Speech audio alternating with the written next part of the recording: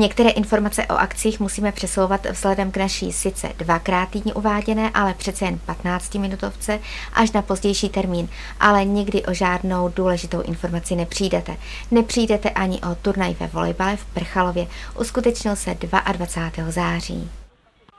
Prchalovští mají ve své obci výletiště s hřištěm a s posezením pod pergolou. Areál využívají k pořádání akcí. Ta poslední byla sportovní. Domluvili jsme se, že si tady zorganizujeme takový volejbalový turnaj.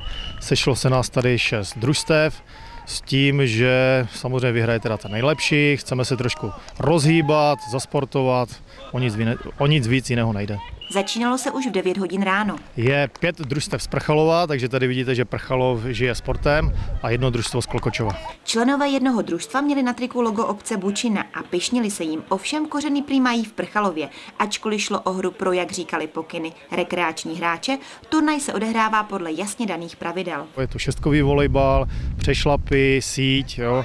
No a zbytek prostě víceméně hra. V každém družstvu museli přímo na hřišti hrát vždy 2 ženy a 4 muži. Podmínky pro hru ale nebyly onu zářijovou sobotu takové, jak by si hráči přáli. Tak první asi na místě počasí. Počasí se nám samozřejmě moc nepřeje, jo? Je tady moc větrno.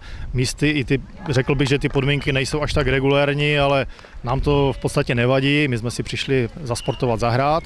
No a úroveň družstev, no tak nás to baví, jo? Asi tak nějak bych to řekl.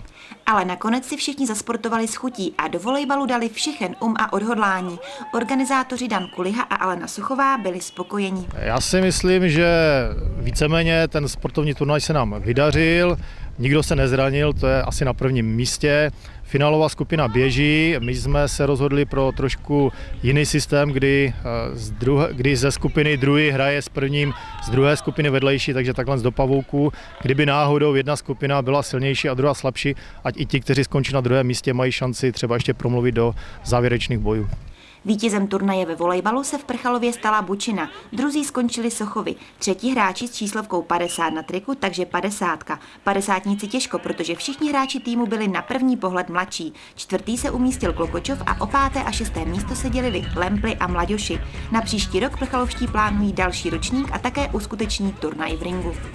A to je od nás z Příbora ze zpravodajství všechno. Já se těším na setkání s vámi u další naší relace, a to v neděli 27. října. Nezapomeňte si posunout ručičku o hodinu zpět. Do té doby na viděnou.